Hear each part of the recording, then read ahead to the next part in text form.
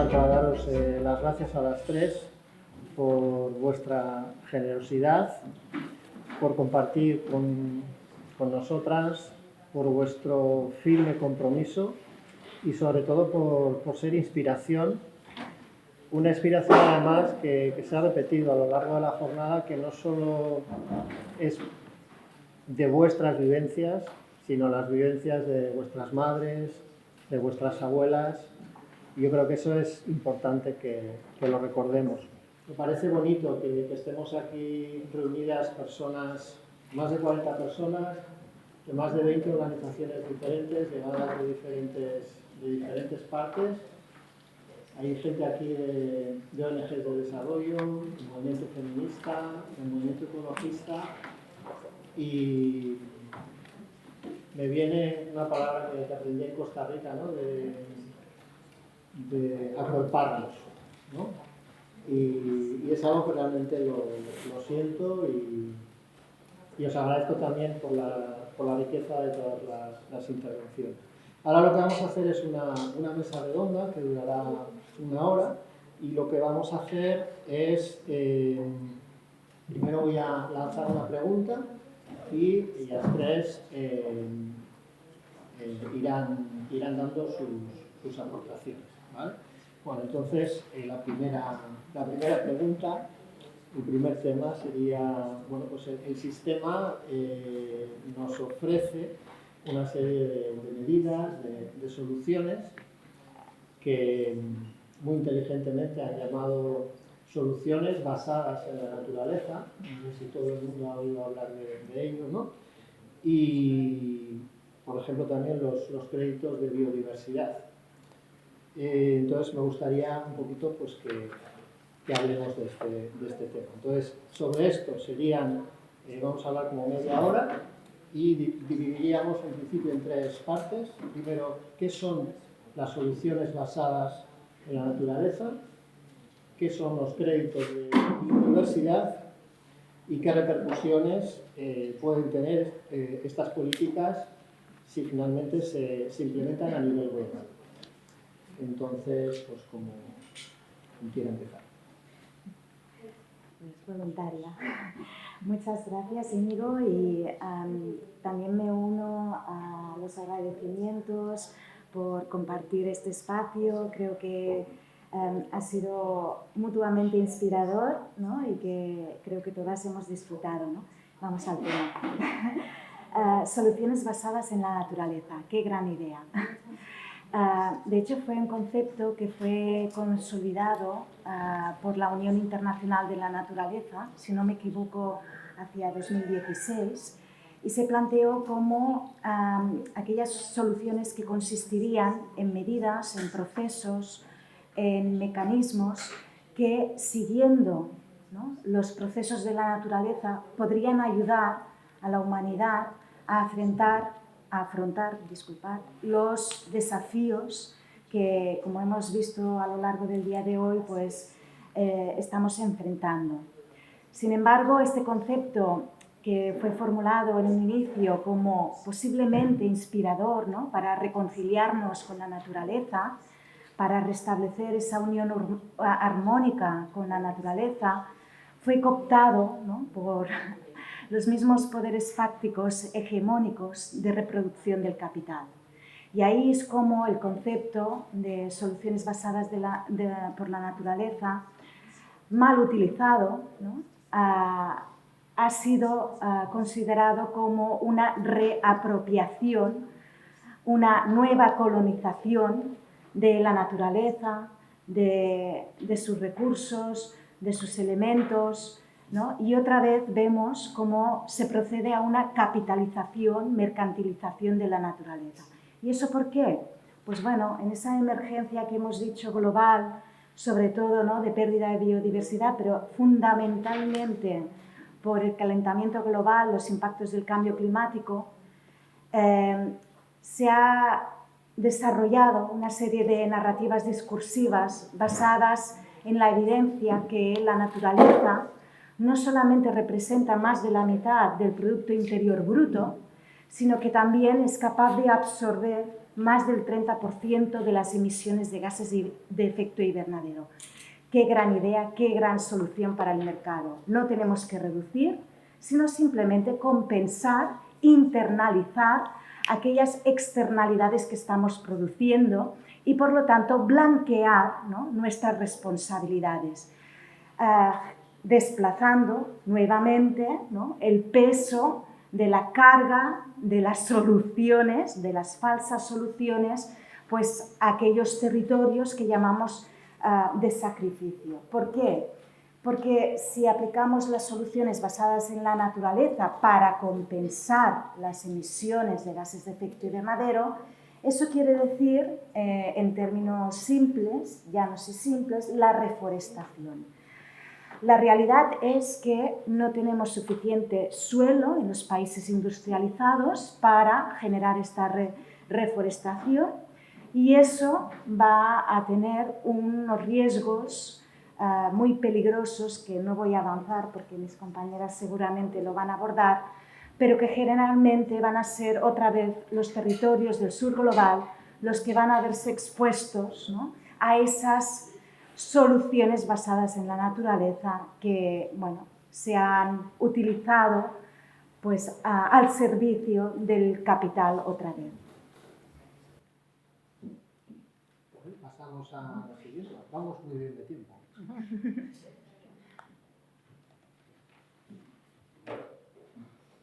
From the testimonies, I mean, it's mainly the leaders' the testimony I was here for. I wasn't there for you in the morning.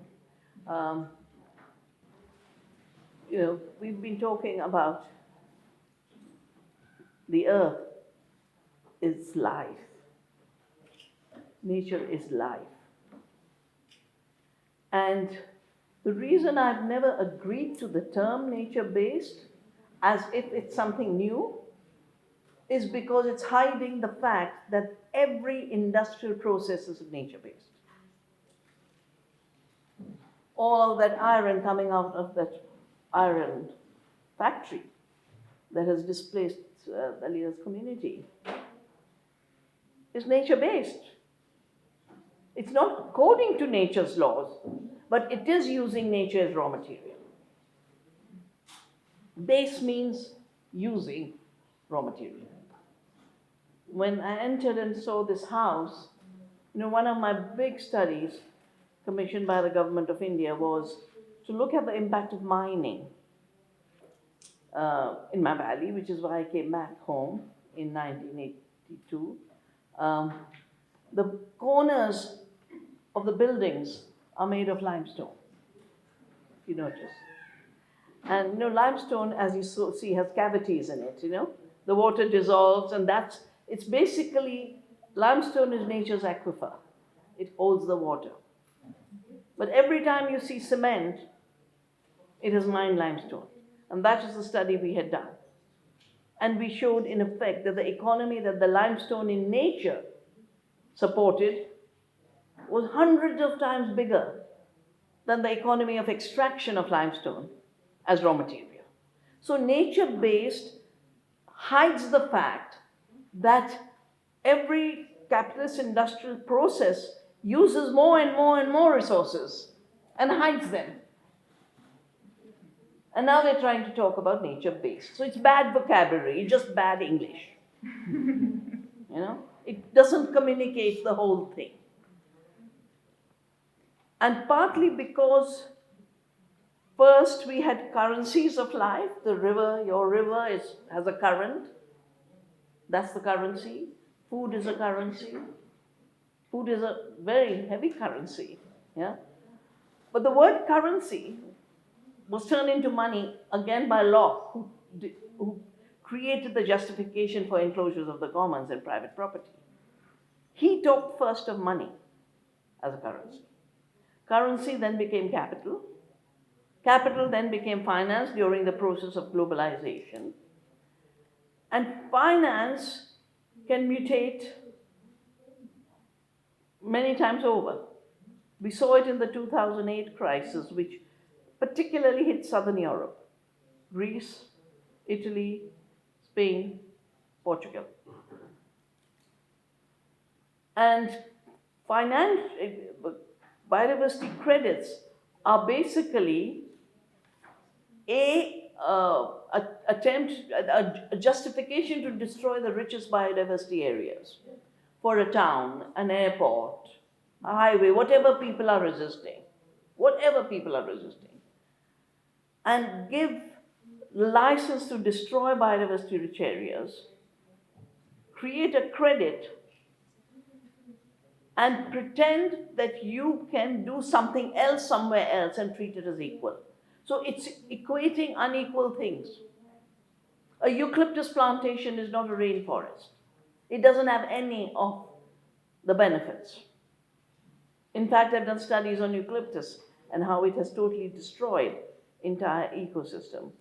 But whether it's carbon credits or biodiversity credits, this is the new way to play financial tricks to allow the polluters and destroyers to keep polluting and destroying, and at the same time take the resources of the indigenous people who have protected their resources. And all this exchange is done through the financial criticism. They tried it in the Kyoto Protocol of climate change. All the emissions increased. The profits increased. Emissions didn't come down. And I always, actually, sadly, I first learned what they were trying to do as equal to what, sadly, the Catholic Church tried to do when it was weakening. You might remember there was something called indulgences. No? Corrupt bishops would say, just give me gold, I will forgive your murder. I will forgive your sin. And so wealth was being brought for forgiveness of sins. This is exactly the same. The sins are now ecological. The destroyers of the earth are committing ecological sins and also collecting gold in the process. The gold now is financed. So what are the consequences? What are the impacts? 3 very serious impacts. The first is total destruction of sovereignty, of nature and communities. The story we heard from Dalila today would be multiplied millions of times over. Second thing, it would put us into a more and more fictitious world. The financial system, things like Wall Street, foundations like the Rockefeller Foundation, have worked out that if we shift to financialization, instead of a real park being here to give shade, to give peace, to give enjoyment to people, you create a financial asset out of this park. And then you trade in that asset in the financial world. And because you can multiply finances limitlessly, because they're new instruments, this is what happened in 2008 with the collapse. First it was, they created derivatives. Here's the real house, but here's a derivative. And it has more value. But then you can take 20 derivatives and securitize them. And then you can trade in all of this. And they did it. Meantime, the poor houses, the subprime houses, people weren't being able to pay their debt. And the system collapsed. And everyone was paying for that crisis. This is basically putting nature on the financial casino. And the figure they worked out is $4,000 trillion of profits and money. So the rivers will be die, but there'll be money in the river. The forests will die, but the financial asset will grow. But it isn't just the actual resource, it's the functions of the ecological system. The functions of the green leaf. That's what they're trading on. Earlier they traded in resources. Now they want to trade in ecological functions of nature and turn that into a commodity and turn it into finance. So I feel it's just going down further down the road that has given us the mess. And this is a point we need to stop and say, if 80% biodiversity on this planet is protected by communities that only have 20% of the land, what are the values through which they do it? What are their relationships? How do they see nature? and actually turn that in the model for the future, rather than the colonial model of taking other people's resources through violence and saying, oh, let's just do it in new ways, nature-based, credits, you know. In fact, we're going to be doing a dictionary, you know, of this new vocabulary and what the words really mean and what they're really doing and what they pretend to be doing. Perdón, ¿podéis traer? Thank you. Sí, me gustaría haceros, antes de pasar, me gustaría haceros, I would like to make... Es complicado esto. Antes de continuar, me gustaría pediros que pongáis algún ejemplo, porque es tal locura que yo no sé si acabamos de entender realmente lo que significa. Entonces, si nos podéis poner algún ejemplo concreto de lo que se está haciendo con estos créditos de biodiversidad. You're asking me? Cualquiera de las tres. Cualquier ejemplo que conozcáis, que nos podáis dar un poco de luz sobre lo que Yeah.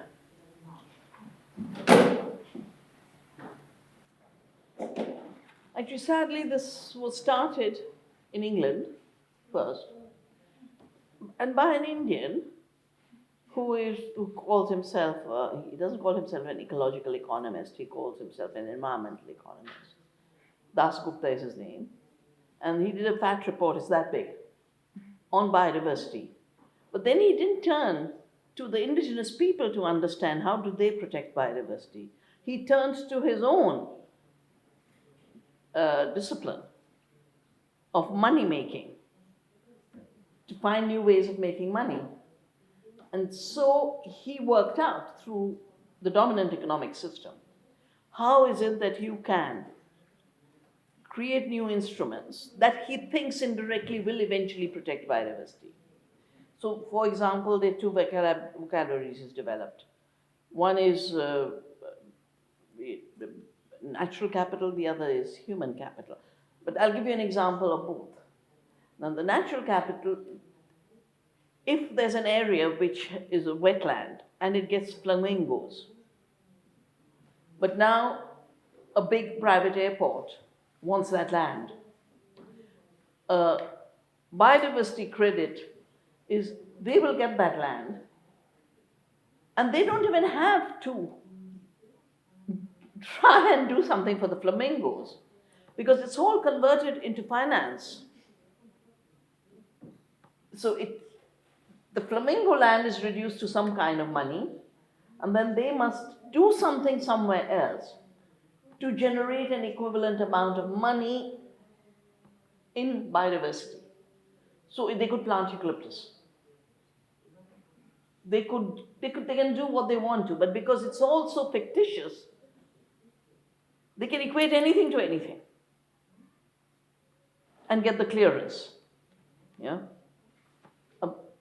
Like I was told that the permanent construction in San Sebastian is because they want to make an underground thing right next to the water, the sea. It's crazy. The first thing when you dig deep is you're going to get osmosis, you're going to get the seepage. You're going to totally destroy the water system and the balance. But someone calculated that this is efficient. So the way the biodiversity credits are going is you can destroy the richest areas. Most importantly, you can totally bypass the local community, which is why the destruction of sovereignty is built into it. And you can take this into the financial market as the final decision. Now, what's the financial market? It's the place where people make money and use their money to make more money and more money and more money. So it's bypassing nature and nature's ecological laws, and it is bypassing democracy. So any system can be created anywhere. I'll give you another.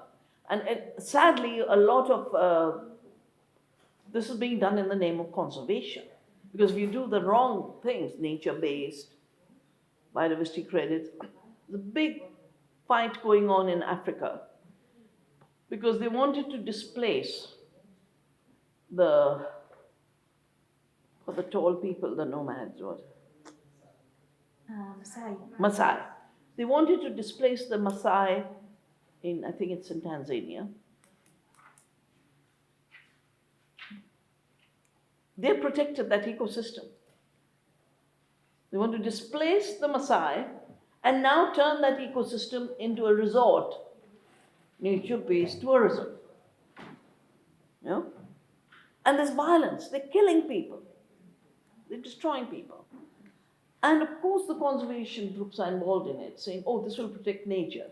But sadly, a lot of conservation groups are not involved with people. And they've separated nature from human beings. And they've separated the elephant from the communities that have protected the elephant. Yeah?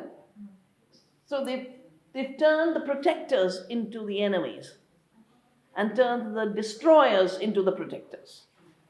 So there's a lot of confusion, but another vocabulary in all of this is 30% for nature.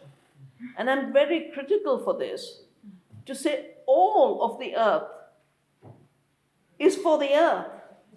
We are her children.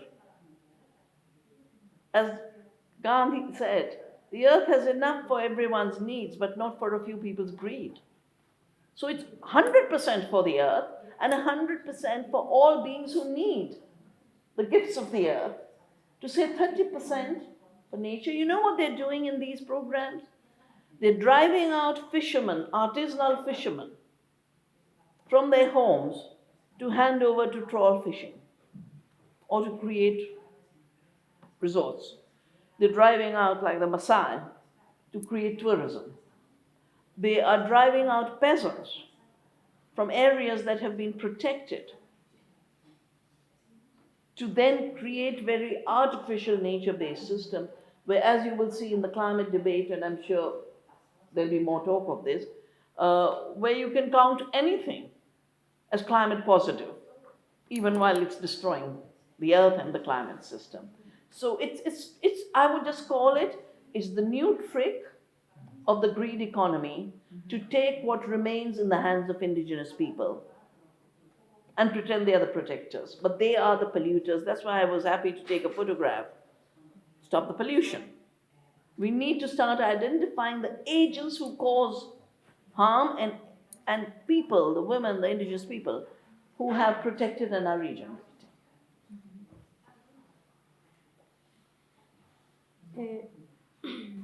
En esta misma línea, yo quería pues también, en esta misma línea pues yo también quería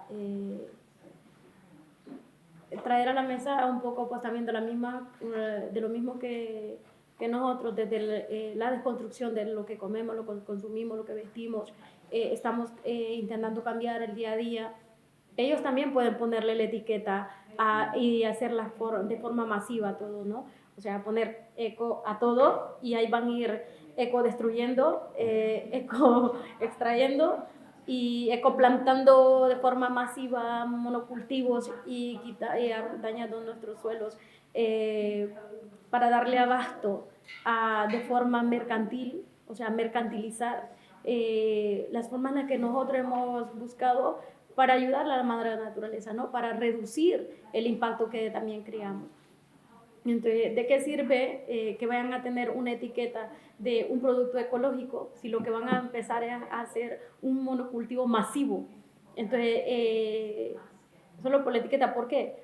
Porque es lo que se está vendiendo, porque es lo que está... O sea, no es que es una moda, no es que lo ecológico tiene que ser una moda, es una forma en la que se ha tratado de frenar lo que ya hemos hecho, de parar lo que se hizo. Y no es que la misma tierra tenga que sostener esto, no, es que nosotros debemos frenar lo que hemos ocasionado. La situación que tenemos es algo que hemos provocado, algo impulsado desde el capitalismo, porque ¿de qué sirve que una empresa multinacional cambie de minería a decir a invadir de un monocultivo o que sea un producto que se necesite, pero que sea de una forma destinada a exportar y exportar y exportar y para afuera, mercantilizar la tierra, mercantilizar una herramienta que nosotros hemos tratado ¿cómo se dice? De usar o de hacerla parte de nuestra vida para cambiar, ¿no? Para cambiar lo que nos enseñó, que no hay que estar solo dentro del consumo de los grandes mercados, que queremos comer la fruta nuestra, la fruta local, a kilómetro cero. Entonces, porque lo que van a ir poniendo a precios altos, porque para ellos eso va a ser rendimiento. Porque si ustedes ven, ya hay en algunos lugares que es todo ecológico y a un precio elevadísimo, y eso ya les atrae. Y no crean que no lo están pensando. Ellos ya están con el ojo en eso. Ya saben que en el tiempo en el que estamos hablando de una crisis, de que va a haber, que la Tierra está en la situación que tiene, se va a necesitar, porque hay una situación que no se va a revertir de la noche a la mañana, pero la van a explotar, porque lo que ellos están buscando es que la Tierra sostenga. No están viéndose lo que han provocado, no están queriendo enmendar lo que ya se ha hecho. No hablan de reducir, de cambiar, porque ellos solo van a cambiar de negocio, van a cambiar de campaña, van a cambiar de etiqueta, pero va a ser el mismo expolio, va a ser la misma extracción en diferentes formas. Entonces, nos van a seguir dañando y nos van a vender algo pintado, nos van a vender, nos van a usurpar una cosa por la otra y diciendo, no, es que va a estar prohibido comprar esto, tenemos que comprar esto, ¿no? Y se lo vamos a tener que comprar a ellos. A este punto, a mí me da muchísimo miedo que lo que son las prácticas que se han hecho desde los pueblos por años se adopten de forma industrial, que se industrialice todo esto, ¿no? Cuando hablas en las comunidades se hacen prácticas y se han hecho desde un principio, y lo hablo desde Guapinol, allá hay mucha palma africana, ¿no? Hay sectores en lo que han hecho es sembrar árboles de caobo para que subsistan tanto, a ver si la palma no crea ni agua ni tampoco humedad, sino más bien es una planta que consume agua y reseca. Entonces ellos hicieron una siembra de árboles de caobo para ver si crecían, y sí crecen, pero también se sembraron árboles de caobo en otros lugares y se veía la diferencia, lo que le costaba al árbol crecer. También se hacen siembras donde hay pasto y árboles frutales, o sea, tratando de, sí, que subsista, pueda haber ganado, pero no de ganado a modo masivo, sino que pequeñas parcelas de cada quien lo que tiene, es decir, yo me hago cargo dentro de lo mío a tratar de que no dañar yo, ¿no? O sea, tener miradas globales o una forma de comunidad, decir, esto nos está pasando y cada quien va a trabajar en su parcela de forma cuidadosa. Entonces, tratando de poner granitos de arena, ¿no? Pero el capitalismo no lo piensa así. No piensa en el cuidado. Piensa simplemente en la moneda, porque es como decía la hermana, lo que para ellos es el sonido de la moneda y es por lo que van. Y van a utilizar, como han utilizado nuestro lenguaje, entonces van a ir utilizando todo esto. El día de mañana van a salir, hay una campaña de las empresas transnacionales se acuerpan y van a ir metiendo, se adueñan de todo. Entonces, porque simplemente ellos quieren adueñarse de todo, quieren dañar todo, no están viendo un cambio, no están pensando en parar, no están pensando en cambiar. Están pensando en a futuro no perder, porque ellos nunca van a renunciar. Entonces, a lo económico. No crean que van a decir, no, o sea, por muchas reuniones que tengan, por mucho que hablen de nosotros como país, como gobierno, estamos teniendo buenas prácticas, estamos viendo la emergencia climática y vamos a frenar, vamos a hacernos cargo de nuestras empresas, las vamos a sacar de Aviala, las vamos a traer aquí, vamos a investigarlas, vamos a hacer qué violencia está generando esta empresa, vamos a ver si se está haciendo en consulta. No, porque no les importa, porque nunca les ha importado. Porque simplemente han destinado a nuestra madre tierra a la muerte.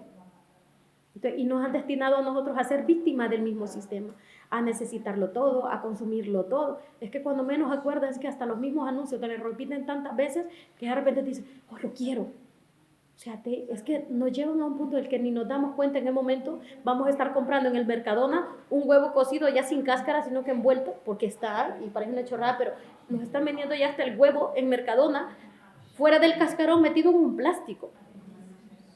Un huevo frito, para hacernos la vida más fácil. O sea, ya es que, sí, como estamos ya como mujeres en un rol también, con una agenda que ni paramos, que ya nos cuesta mucho hacer un huevo frito. Nos quieren solucionar la vida y hasta ese punto nos van a llevar a comprar el huevo frito envuelto en un plástico. Y de esa forma van a ir llevándonos todo, vendiéndonos todo y el huevo allí ecológico. Un huevo, allá decimos que el huevo que nace la gallina es un huevo de amor de nosotros, pero es porque no es de sombra, decimos que es una gallina cuando pone sin gallo, ¿no? Entonces, pues el huevito de amor va a ser envuelto en plástico. El banano va a ir pelado ya, o machacado solo de tragar. Es que, ¿hasta dónde nos van a ir vendiendo, no? Entonces, enoja, me da risa, pero me da risa por no llorar.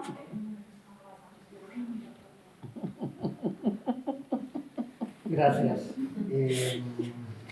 Ayer, pues casualmente, encontré esta revista por ahí por casa, que venía un artículo, que el artículo era interesante de leer, especial medio ambiente del país, el grito de Doñana. Y lo que está escrito sobre Doñana y las fotos están muy bien. Y luego me puse a mirar la revista con un poco más de atención y me encontré con este primer anuncio. Bueno, perdón, no es un anuncio, no. Le llaman, aquí no lo pone, pero aquí lo pone. ¿Cómo le llaman?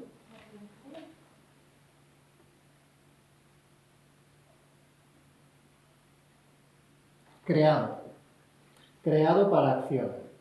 Dice, soluciones sostenibles para un planeta mejor. Aquí hay otra. AENA. Aeropuertos, toda nuestra red de aeropuertos 100% con garantía de origen renovable.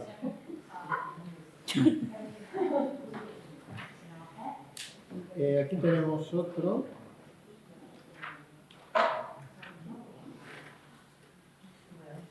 Esto es buena, porque es que casualidad, hoy se está hablando de esto también en Donosti. Urdaibai, las sendas de nuestra identidad. Sabéis que quieren montar un Guggenheim ahí y hoy, casualidad, hay una jornada para hablar de esto. Este le va a gustar a Vandana. Impulso a la transición energética. Fomentar la inversión en infraestructuras, tecnologías y proyectos que aceleren la descarbonización es clave para la estrategia de BlackRock, para alcanzar la meta de 0 emisiones netas en 2050. Y hay un montón de anuncios de estos y también de nuestros amigos de la Coca-Cola. Nuestra ruta hacia el futuro. Y esto, en este especial de medio ambiente, sobre el grito de Belén, que es un poco lo que hemos estado viendo hoy a la mañana, ¿no? En este reportaje, ¿no? de Teresa. Es que la verdad es que, pues como tú dices, ¿no? Es ganas de llorar, de gritar o de qué, ¿no? Pero claro, esto vende, mucha gente se lo cree. Yo creo que ahí está el riesgo, ¿no? de que podamos hablar y sobre todo reflexionar sobre cosas que son de sentido común, pero que son tan hábiles en vendérnoslas con unos eslogans de marketing tan buenos y con mucho dinero que vamos para adelante sin darnos cuenta. No sé si queréis hacer alguna reflexión sobre esto antes de pasar a la siguiente pregunta. Oh, you know, a BlackRock strategy for the future of the earth is a sure way to not get to where we want to go. For those who are not aware, BlackRock was a nothing in 2008 when the financial collapse took place. That time it was all Wall Street.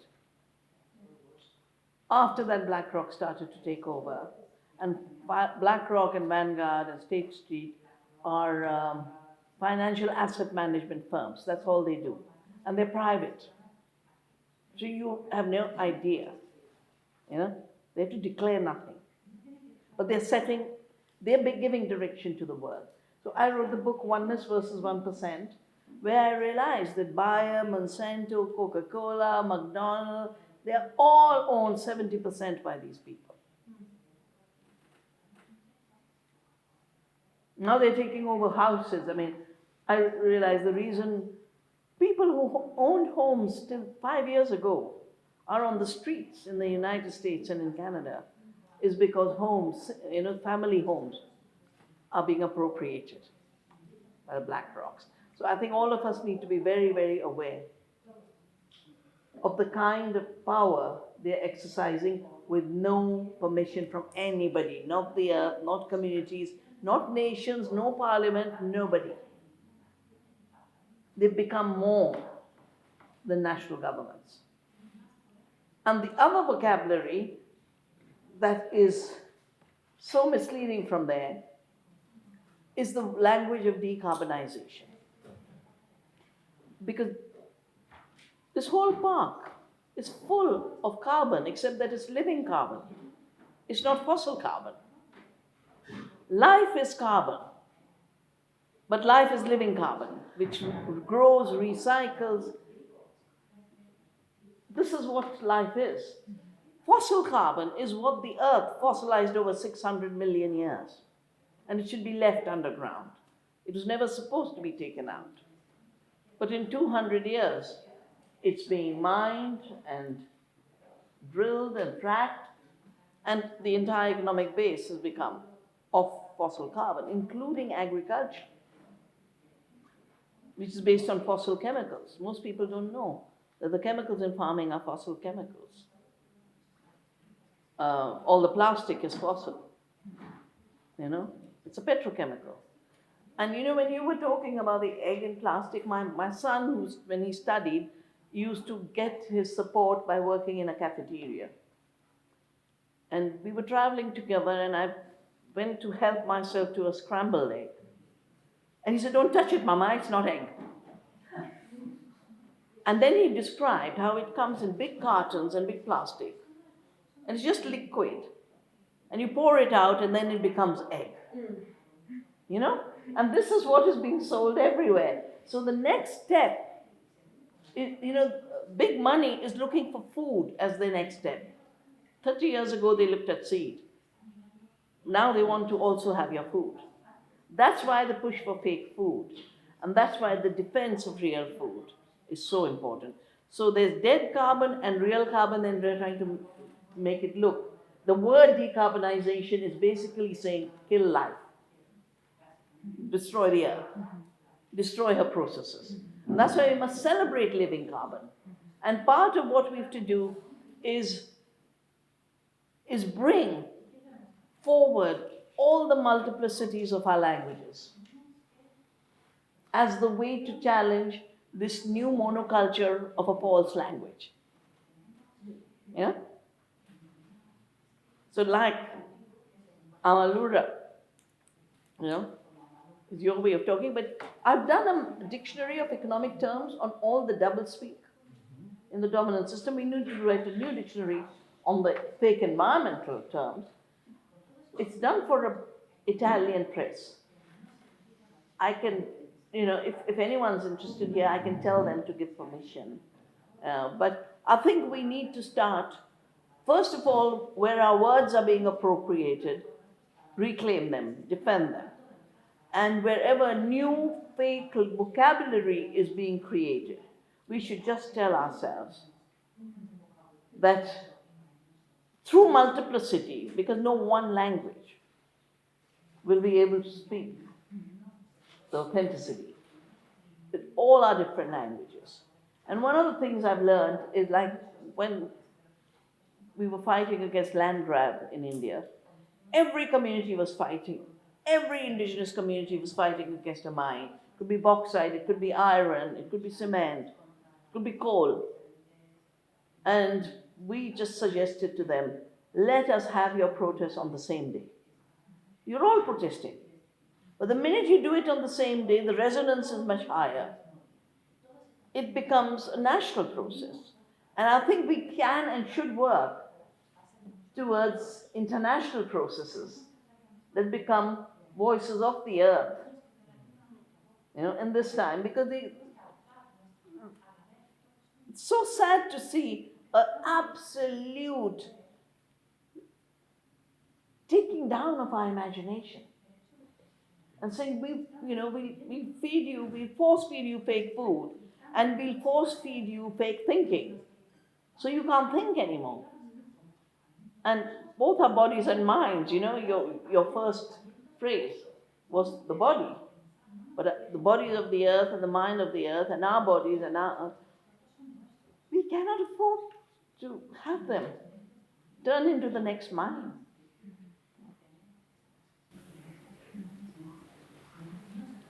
Gracias, Vandana. Es muy interesante esto que dices de un nuevo vocabulario, ¿no? Yo creo que tenemos que, antes comentábamos, ¿no? Y en el documental que estamos haciendo hay una pregunta que hago a todas las personas que participan, ¿qué es un árbol? Y hoy también pues pensando, ¿no? ¿Qué es un río? Y se me ha ocurrido mirar en la RAE, ¿qué es un río? Y un río para la RAE es un flujo de agua que parte de un lugar y acaba en otro, ¿no? Ahí me gustaría, bueno, tú has descrito, ¿no?, lo que es un río, ¿no? Qué bonito sería que pudiéramos tener que podríamos entender, ¿no?, lo que para vosotras es un río, es una montaña, es un árbol, es un ser humano. Tan diferente de lo que nos han venido, sobre lo que nos han construido, ¿no?, en Occidente. Porque es que al final hablamos idiomas diferentes. Bueno,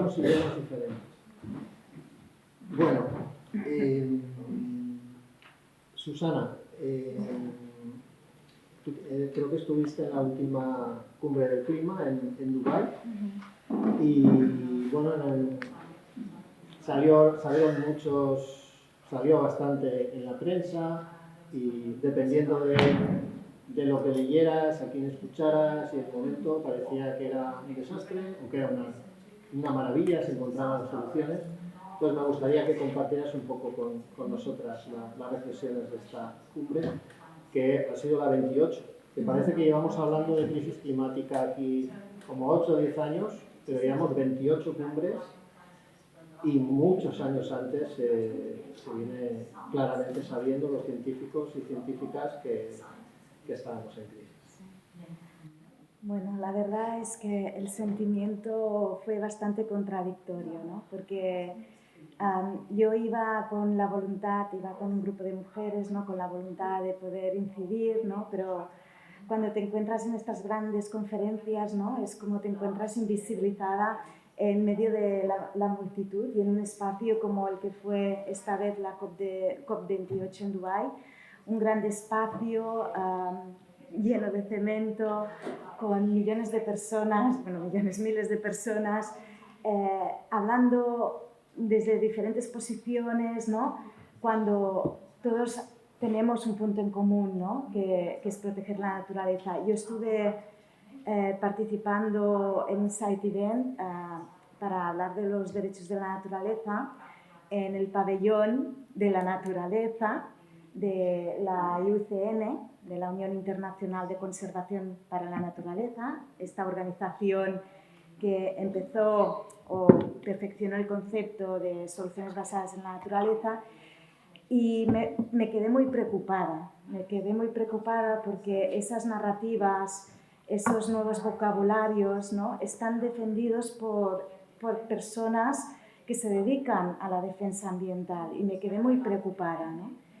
cuando en realidad deberían ser las poblaciones indígenas las que tuvieran ese protagonismo, ¿no?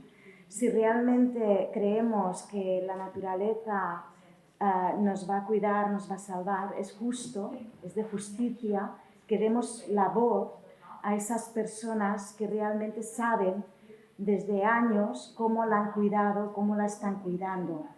Y en su lugar lo que encontrábamos ahí pues eran los grandes líderes mundiales, la mayor parte hombres, vestidos de negro. Me acuerdo de Momo siempre, que antes lo habíamos comentado, y después los superpetroleros, ¿no? Que ya desde el primer inicio, ¿no? Al-Jaber ya anunció sus planes, ¿no? de expandir los proyectos de extracción petrolífera, incluso submarina, ¿no? Incluso dentro de los océanos, y sobre todo, ¿no? Esa alegría tan insultante final, ¿no? Que fue decir, no hemos sido capaces de decidir un acuerdo político para eliminar, ¿no? La extracción de los hidrocarburos, pero no os preocupéis, vamos a establecer una transición. Eso es responder a una emergencia que llevamos más de 28 años hablando a nivel internacional. Creo que nos están insultando, nos están tomando el pelo y creo que es importante, yo pensaba, es importante estar ahí, ¿no?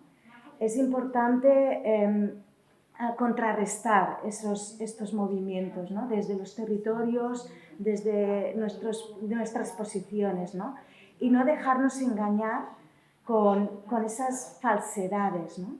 Con esas acciones climáticas, las contribuciones determinadas a nivel nacional, esa descarbonización para el 2050 que tanto daño va a ocasionar a la naturaleza y a los pueblos.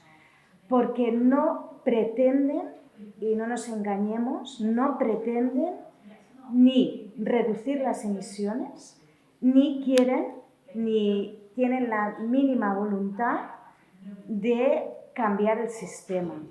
Porque no olvidemos que el cambio climático responde a un daño ambiental que procede de la extracción de la madre tierra, donde ya hay el primer daño ambiental y las primeras violaciones de los derechos humanos. No hacer eso es continuar con las violaciones de los derechos de la madre tierra y de los derechos de las personas que están cargando con esas irresponsabilidades.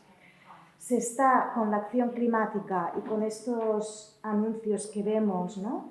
Con grandes equipos de marketing, nos están convenciendo que nos están salvando de la emergencia climática cuando ellos son los responsables de la emergencia climática y que quien paga la factura en términos económicos, en términos de vida, son las personas que menos han contribuido a generar este problema. Y es más, ¿no? Estos espacios de negociación grandielocuentes, la mayor parte de veces están cooptados. Cuando se hizo la COP aquí en Madrid, en España, fue clarísimo. Entrabas en la COP y ya todo de anuncios de las grandes empresas eléctricas energéticas. Hay un gran lobismo en esos espacios llamados de negociación, donde la negociación restringe la participación de la sociedad civil. Y en el Dubái fue más claro que nunca. Un país que no respeta los derechos humanos, donde las demostraciones de manifestación están prohibidas, incluso con cadena perpetua, os podéis imaginar, ¿no? Que las resistencias, ¿no? a esas irresponsabilidades, a esas falsedades, pues escasamente pudieron ser contrarrestadas, ¿no?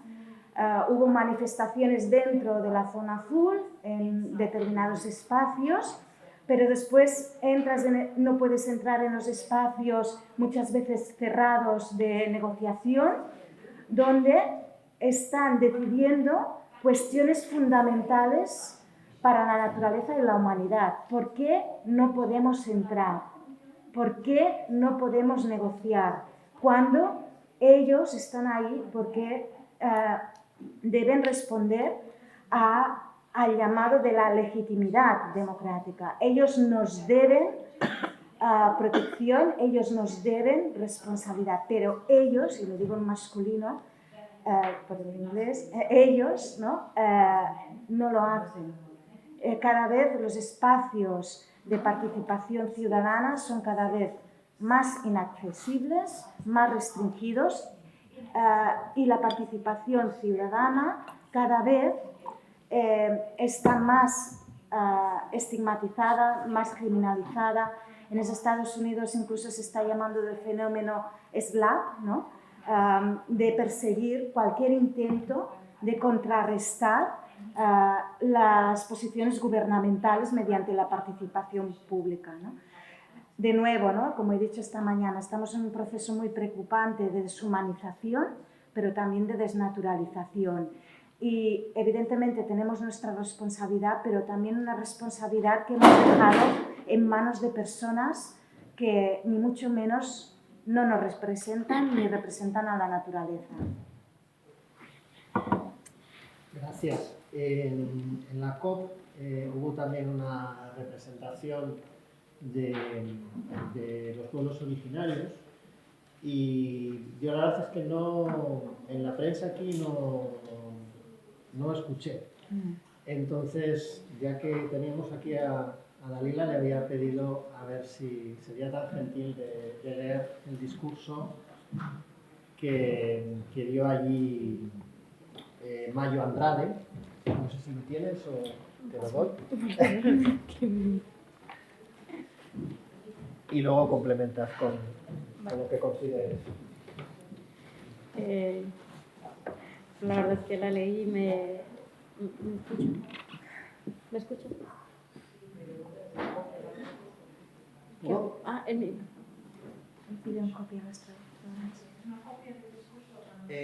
Tiene... Yo la tengo aquí. Vale.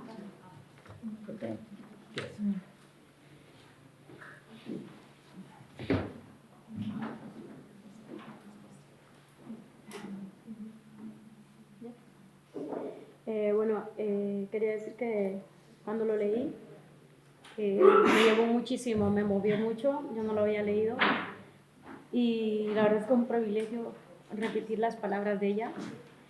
Me hubiera encantado conocerla y darle un abrazo también, tanto a la memoria de su abuela que traía y hacía ese llamamiento a la memoria de su abuela, me encantó.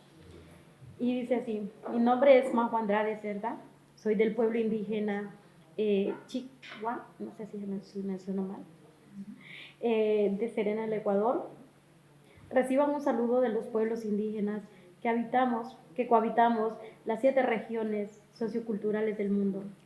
Hoy mis palabras expresan el sentir de mis ancestros, de nuestros pueblos, niñas, jóvenes, mujeres y hombres indígenas, quienes seguimos conviviendo de forma armónica con nuestra madre naturaleza y el universo.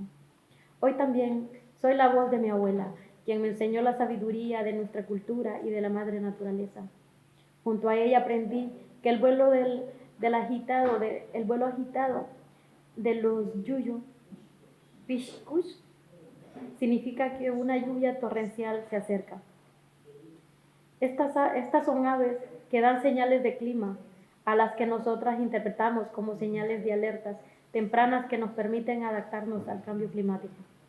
Nuestras prácticas y conocimientos indígenas se basan en nuestra cosmovisión, en nuestro sistema del buen vivir, de convivencia armónica con la madre naturaleza. Nuestros pueblos milenariamente nos hemos dedicado a vivir en equilibrio y armonía, a observar el comportamiento de la biodiversidad de los animales, los ciclos de la vida de las plantas, los flujos del agua. De esta manera hemos aprendido a respetar todos los tiempos que la madre naturaleza necesita para regenerarse. Es precioso. Y me lleva... Ayer se me hacía un nudo en la garganta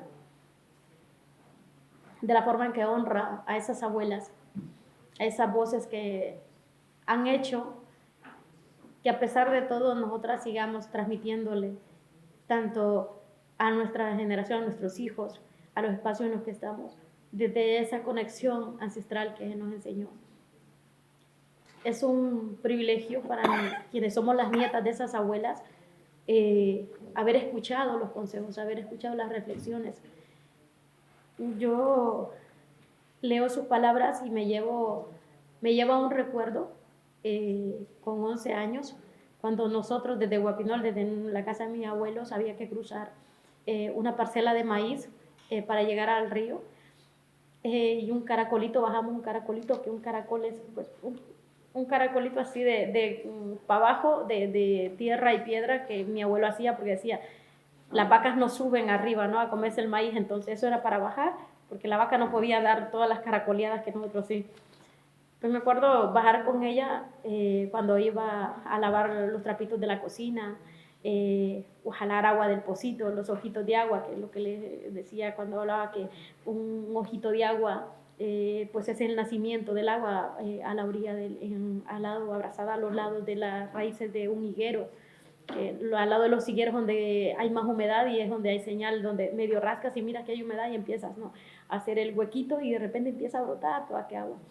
Y nosotros, mi abuela siempre tenía guacalitos, que son como unas bolitas así, que hay unos árboles que es un fruto de un árbol que no se come, pero es casi como un melón, y hay otros más chiquitos, y eso se parte con cegueta, se cocina entera con toda la comida dentro, se saca la comida cuando está cocido, se tira, se la come la gallina, y luego lo que queda el cascarón, como si fuera el hueso del coco, eso se raspa y se raspa, se hace un trabajo muy artesanal, y el agua en esos guacales es dulce, porque es que el agua no tiene contacto con el vidrio, o sea, no es lo mismo, y es un agua súper fresca, dulce, es un agua que calma la sed. Y me llevaba a eso cuando a veces yo le decía, abuela, es que no se limpia el agua, y yo fatigada que tenía sed y empezaba, y ella decía, con paciencia, que de gota en gota se llena el vaso, y de gota en gota vas a tomar del guacal. Y yo toda desesperada, y ella empezaba a decir, mira cómo empieza, y así es, y así sos vos, y así es la vida. Poquito a poquito, cuando menos acuerdas, el pozo está hasta aquí, y así es el conocimiento, de poquito a poquito. Entonces, y empezaba a decirme, mira cómo brota la vida, esto es la vida, esto es lo que el árbol nos da. Entonces, y me llevaba mucho a eso, a reflexionar los momentos que pasé con ella, cuando escuchaba al guaco, que es también un pájaro que canta y está pidiendo agua. El guaco canta y uno dice, pues está pidiendo agua, que está pidiendo tanta agua como nosotros.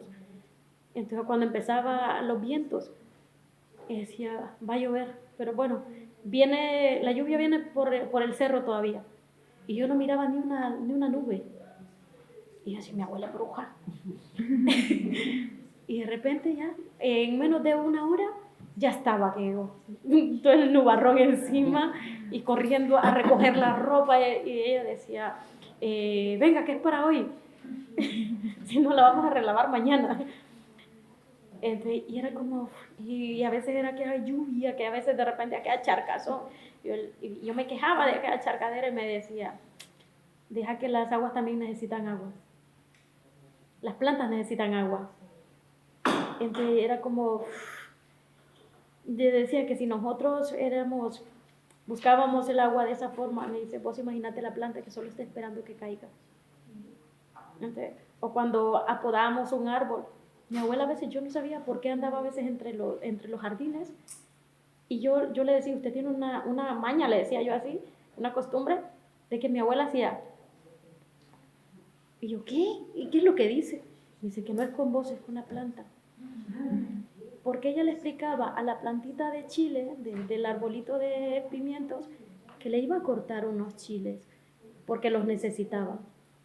Porque cuando iban a quitarle la rama a un árbol porque estaba dañando el techo, le explicaba.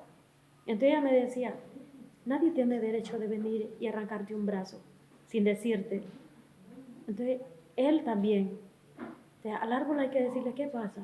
O si vamos a cerrar un árbol para madera porque se necesitan las vigas de las casas, también hay que saber que hay que tener el compromiso de replantar, explicarle a la madre tierra, me comprometo a sembrar 5 o todos los que puedas para compensar. Entonces, la carta de ella me llegó muchísimo ayer, o sea, cuando la leí es que me llegó, o sea, yo pegué una llorada porque yo a los 3 meses de estar en el exilio perdí a mi abuela. Y cuando me despedí de ella, ya no me reconocía. Y fue la que, dentro de lo que ella podía, porque ella no supo de feminismo, ella no supo de qué era esto, qué era lo otro, los términos, simplemente trató de transmitir lo que las abuelas transmitían, ¿no?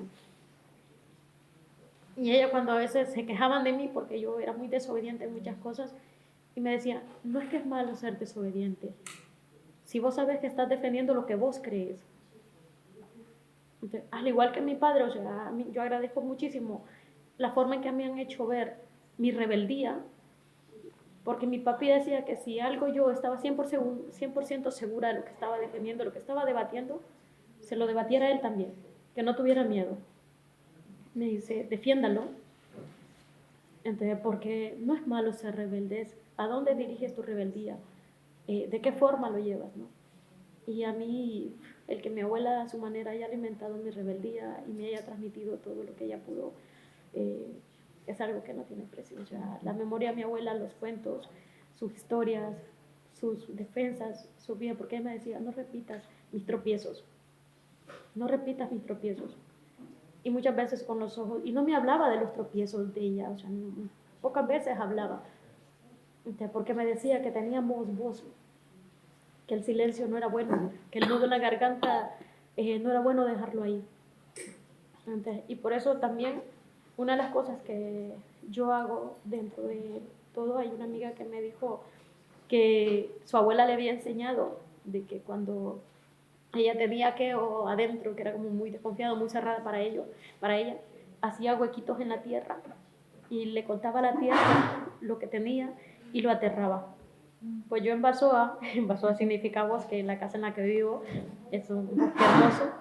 Yo en Basoa hay cosas en las que yo no sé cómo transmitirlas, cómo contárselas a alguien, o que duelen mucho, o que da miedo hablarlas. Yo empecé al lado de un roble a hacer huequitos, y no sé ni cuántos huequitos hice, pero estando en Bilbao andaba haciendo un mandado cuando me llama que mi árbol se había caído. Y está todavía a mitad jardín. Yo sentí tanto el dolor de ese árbol, porque al principio pensé que había sido, yo digo, ¿por qué no se cayó un pino? Pero no, un eucalipto. Pero el roble, o sea, es que yo a esas raíces me le iba, me la acostaba, y estábamos leyendo un libro, y digo estábamos porque yo solo leía a él, de Huashlala, de Yoconda Belli, que habla de un pueblo indígena, de un pueblo que vivía dentro de las montañas, dentro de la selva, un pueblo donde nadie podía llegar, y describía a los ceibos, que los ceibos son los árboles más grandes de mi territorio, que son guardianes de nuestra montaña. Y yo a ese árbol le estaba contando, y a veces yo le decía, le digo, pues mira, que están hablando, este libro habla de tus hermanos, y empezaba, ¿no? Y yo me acostaba en aquellas raíces, incluso había veces en las que me hacía como un bebé, en modo feto, y me ponía, y yo le decía, no te imaginas qué tristeza, a mí no sé por qué, y me duele. Y era como mi psicólogo, y cuando lo veo ahí tirado en el suelo, o sea, yo me dolió, y cerré mi ventana de mi cuarto y estuve un tiempo con la ventana cerrada porque me dolía verlo, hasta que pude llegar a un momento y decir, en esta luna voy a agradecer a tu vida con los de casa. Hicimos un ritual, prendimos fueguito al lado de él, agradecimos por el tiempo que vivió, por su existencia, por ser parte, por escucharme, por sostenerme. Y después me vacilaban los de casa porque me decían, es que hiciste rating, a ver qué tanto le contaste al pobre, y a ver cuántos años tenía y no aguantó. Y después, como que culpable, yo a ver, no me voy a sentir culpable, pero honré la vida de ese arbolito que he querido muchísimo.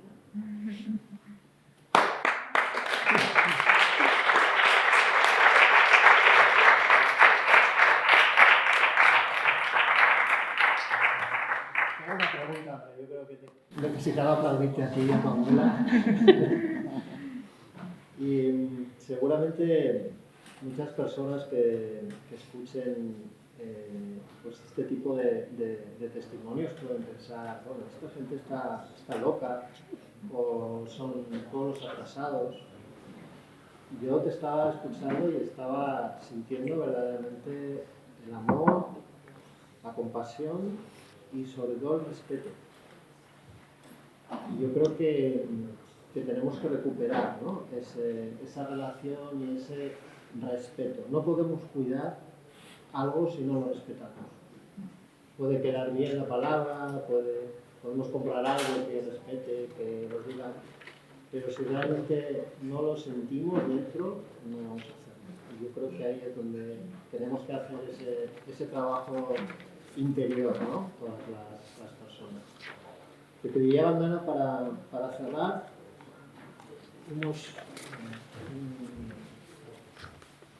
brevemente que nos des algunas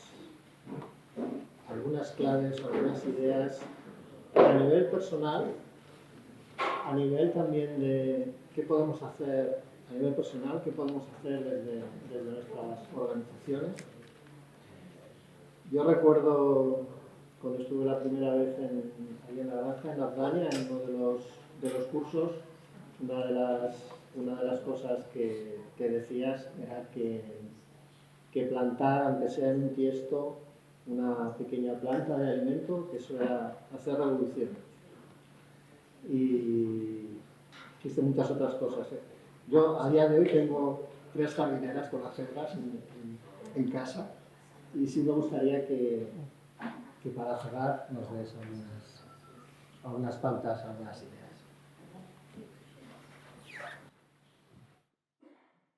Thank you, Inigo. I think my commitment to becoming part of a creative earth through planting is the only way we can become part of it. I mean, we can extract in hundreds of ways. But to become part of the living earth, it's only through the soil and the plants that we can do it. That's what's available to us. And every passing day, I realize how important it is. As I mentioned earlier, the big issue right now is Silicon Valley wants our food, yeah? And they want to make it in the lab, and they want to pretend it's a climate solution, but they will have 25 times more emissions when they use more energy and they use more land. So planting then becomes part of reclaiming our connections to the earth, but it also becomes vital to reclaiming our sovereignties. Our seed, what we call in Afghania, seed freedom and food freedom.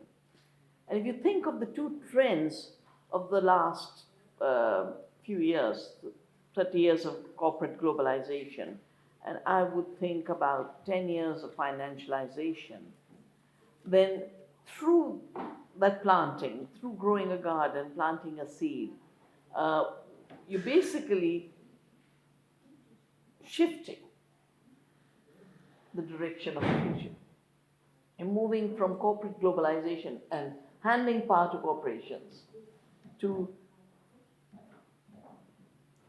returning to the earth and localizing in your community. And that trend towards localization is what we must develop more. Not just as a theoretical necessity, but the only way to regenerate our lives. I loved your grandmother's lesson, that everything begins small, drop by drop, drop by drop. Just to remember that, drop by drop. The ocean grows, drop by drop. Yeah? And it's so clear that everything real grows from the soil and the earth. Everything living grows drop by drop, step by step. All destruction comes from the top down. The drones bombs that are killing right now. They come from the top down. And then I think it's become such a contest that, the planting then becomes reclaiming the real. Yeah? And whether it's biodiversity credits or financialization, all these new things are basically making people, taking the real from people, their real land, their real territories, their real food, their real freedom, their real community. And for us, cultivating the real begins with the small, where we can act. And where, with our love and our efforts, we regrow the real world with the earth. Yeah? As a little element, because the bigness, I think there are three problems with bigness. First is the only entity in the world that doesn't know when to stop growing is the cancer cell. So cancerous institutions, cancerous paradigms, they don't know when to stop growing. Yeah? And they celebrate bigness. The second reason why bigness is a problem is because life is everything big in living systems is the small. We are made of cells, which are themselves self-organized. Every community is made of people who are in it. The planet as a whole is made of so many diverse beings. And the third reason why bigness is a problem is it's the foundations of dictatorship. Dictatorships want to be big. Democracy celebrates the small.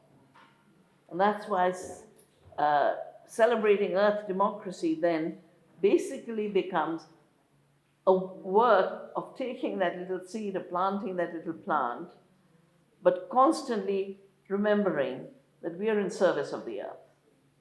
And the earth is a creative power, a very powerful creative power. And when we come, you kept referring to hugging the oak, and that was the Chipko movement. The women were saying we will hug the trees. And at one level, the embrace with love then becomes not just the expression of love, but the expression of highest resistance. Because you come between that which you love and the destructive power of the destroyer. And say, I'm here between your destruction and this wonderful earth. And with our love everywhere, eventually, when you think of it, there are 10 corporations. 10 corporations. Look at the people who get together at Davos in World Economic Forum. How many are there? A few hundred? Look at, so we are 7 billion. And look at the amount of species on this earth. Trillions when you count the microbes in it. We are many, many, many smalls. There are a few bigs. And the growth of our smalls is the antidote to that cancer.